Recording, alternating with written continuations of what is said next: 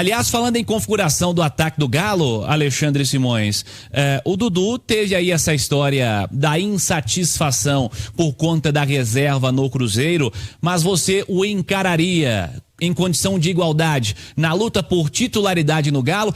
Quem são os titulares incontestáveis do ataque do Galo nesse momento, Alexandre Simões? Ô Cirilo, é aquela situação que a gente precisa saber com qual espírito o Dudu vai chegar ao Atlético, né? Assim, a transição no Cruzeiro foi muito conturbada, né? Porque o Fernando Diniz não era para ficar, ficou, né? Aí foi demitido no início da temporada, teve um interino que ficou um tempo considerável, tá? E com o Fernando Diniz e esse interino, o Cruzeiro não conseguiu apresentar um grande futebol, mas dentro daquela bagunça que tentava ser organizada, né? O Dudu teve algum bom desempenho, em alguns jogos mais, em outros jogos menos, mas eu percebia no Dudu pelo menos a tentativa de mostrar alguma coisa. A partir da chegada do Léo Jardim, e aí a gente pode considerar isso uma ruptura no Cruzeiro, tá? O cenário que a gente teve foi de muito treino e, para o Dudu, pouco jogo. Porque aí a gente pode considerar o Léo Jardim. Aquelas 2 semifinais do Campeonato Mineiro contra o América, eu acho que não dá nem pra contar, né? E embora o Cruzeiro tenha jogado muito mal aqueles 2 jogos, mas a partir do Brasileirão, e o primeiro gol do Cruzeiro no campeonato é feito pelo Dudu, naquele 2-1 do Mirassol, e na segunda rodada aquele jogo com o Internacional que não dá para considerar. E aí veio toda aquela explosão a partir da derrota para o Muxuque. E o Dudu perde o lugar no time e não soube lidar com isso, né? E aí o Dudu perde o lugar no time, acha que foi injustiçado, que é um direito dele, só que o campo mostrou que o Cruzeiro passou a render mais. É inegável que o Cruzeiro do Leonardo Jardim, por mais que tinha tido aquela derrota pro Palestino, por mais que tenha perdido pro Bragantino em Bragança, o Cruzeiro do Leonardo Jardim passou a ter um padrão de jogo, passou a ser um time muito mais confiável a partir das mudanças dele. E aí o Dudu não soube conviver com isso e a partir daí foi só caminhando para sua saída do Cruzeiro. Eu acho que talvez tenha faltado até um pouco de maturidade ao jogador para poder tentar dar a volta por cima, porque a gente viu outros exemplos de volta por cima dentro do próprio Cruzeiro, e até com jogadores muito mais badalados do que o Dudu, como o Gabigol, por exemplo.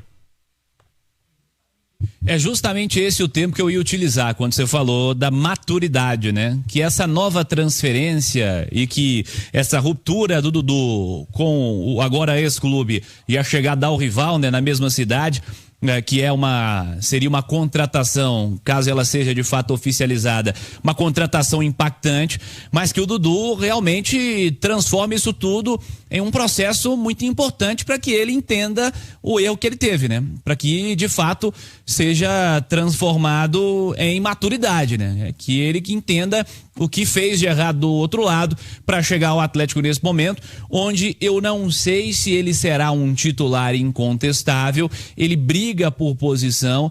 Galo tem hoje o Coelho e o Hulk como os caras que mais jogam e também desempenho e qualidade, né? Mas também quantidade de jogos. E tem o Rony também como cara contratado com muito peso. Ainda tem o Júnior Santos.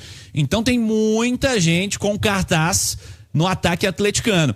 Vejamos como o Dudu chegará ao elenco do Galo e como ele vai se comportar nesse cenário também. Siga com o Galo, que joga na segunda-feira. Maravilha. Bom, só recapitulando aqui, Cirilo, o Dudu acertando então com o Atlético esse contrato. O Atlético não quer prolongar muito essa negociação. A gente já até averigou outros clubes. Corinthians sem chance alguma. O Grêmio também já disse que não vai entrar nessa negociação por achar o jogador caro nesse momento. Então o Atlético tem caminho livre para fechar com o Dudu. E aí isso deve acontecer na segunda ou no mais tardar na terça-feira a oficialização desta contratação. Ele que vai reencontrar aí 6 ex-companheiros, né? Lá de Palmeiras no Galo. Cirilo, uma outra notícia. Hoje tivemos treino, né? Na cidade do Galo não, né? Na Arena MRV. Pela primeira vez o Atlético jogou, ou melhor, treinou, né?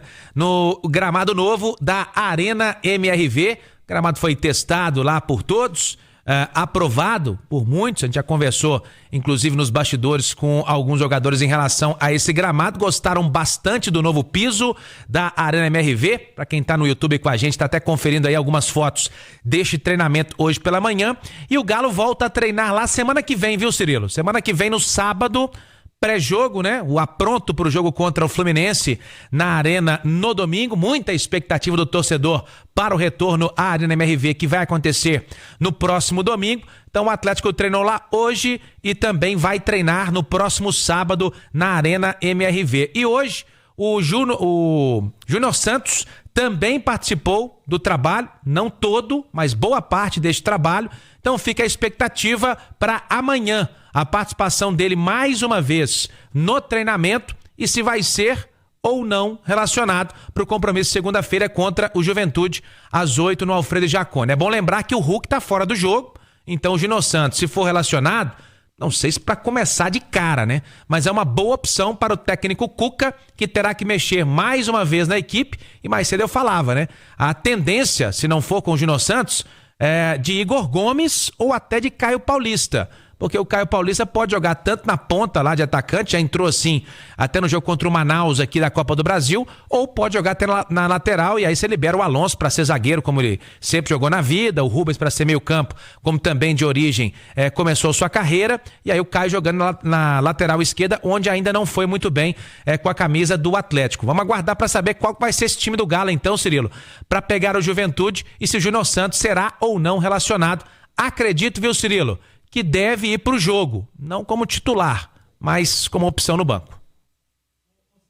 Ô Simões, para um cara que está convivendo com tantas lesões como o Júnior Santos nesse começo de temporada, não sei se seria o mais natural que ele começasse o jogo, mas cara, quando você tem um desfalque de um Hulk, né? Você tem um Hulk fora, qualquer que seja a opção, a ausência é pesada, né? É difícil suprir, e qualquer que seja a opção aí dos caras disponíveis, mesmo se o Júnior Santos tivesse 100%, é difícil substituir o cara, sem dúvida, Cirilo. E a gente vê pelos últimos jogos do Atlético, né? O Hulk tem participação decisiva, né?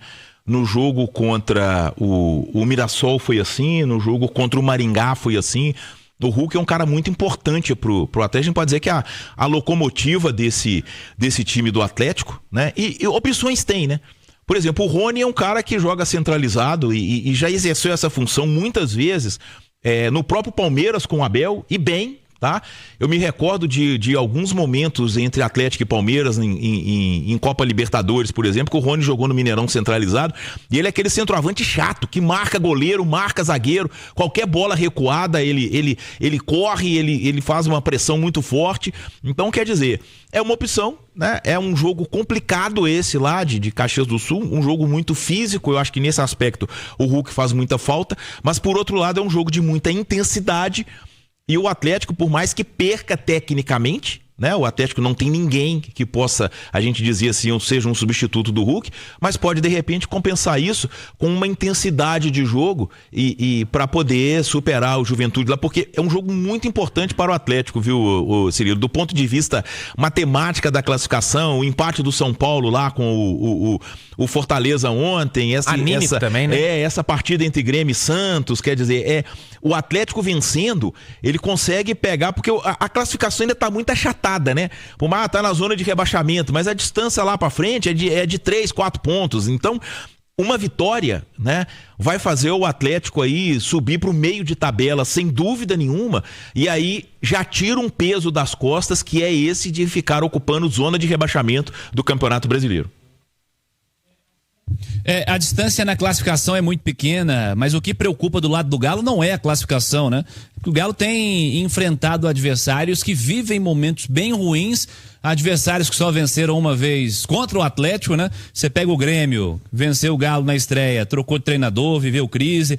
O Santos venceu o Galo aí, se eu não me engano, já na 4ª rodada. Crise danada, só venceu o Galo no campeonato. Você tem o Vitória, que empatou em casa, só tem um resultado positivo. Você tem adversários como o Mirassol, por exemplo, uma vitória só no campeonato também.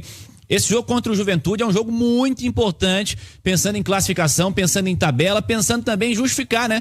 Justificar investimentos, justificar o peso do que se espera do Galo, do Brasileirão do Galo. O torcedor tem muita expectativa no Campeonato Brasileiro do Atlético e a tabela inicial deveria ter ajudado e aparentemente não ajudou. O Galo precisa muito de uma vitória contra a equipe do Juventude em Caxias do Sul. Vem numa sequência de 3 empates, jogando fora de casa, contra adversários longe das pretensões do Galo, também pensando na temporada. Azeredo, para fechar as notícias do Alvinegro, fala aí. Bom, uma Azeredo. notícia que chamou atenção hoje pela postagem que foi feita nas redes sociais do garoto Izep, joia da base do Atlético, animando o torcedor novamente. Ele fez uma postagem hoje, Cirilo, e em que ele se preparava mais uma vez, fazia um treinamento físico na Cidade do Galo, e a gente buscou a informação. O Izep voltou aos trabalhos na Cidade do Galo na semana passada. Ele fez a postagem hoje, porque dentro de campo, talvez tenha sido aí um dos primeiros trabalhos dele lá na Cidade do Galo. E aí fica aquela expectativa dos torcedores, que ficaram muito animados, né? Pra quem não se recorda, ele ficou aí 3 meses afastado das atividades no Atlético, depois de alterações cardíacas que foram detectadas em exames na pré-temporada. Ele ia participar daquele time, né, que realizou os 3 primeiros jogos do Campeonato Mineiro, mas acabou sendo afastado ali em janeiro. E após então esses 3 meses, ele feliz, torcedor feliz e na expectativa também, aguardando. Sorte ao garoto aí, saúde também, para que o Izep possa exercer aquilo que ele mais gosta, que é jogar bola, e o torcedor também, torcendo para que ele volte a jogar, seja integrado ao profissional, porque a programação é essa, logo depois que ele passar por esse início aí de atividades, e que ele possa ser integrado e aproveitado no profissional do Galo, viu, Cirilo?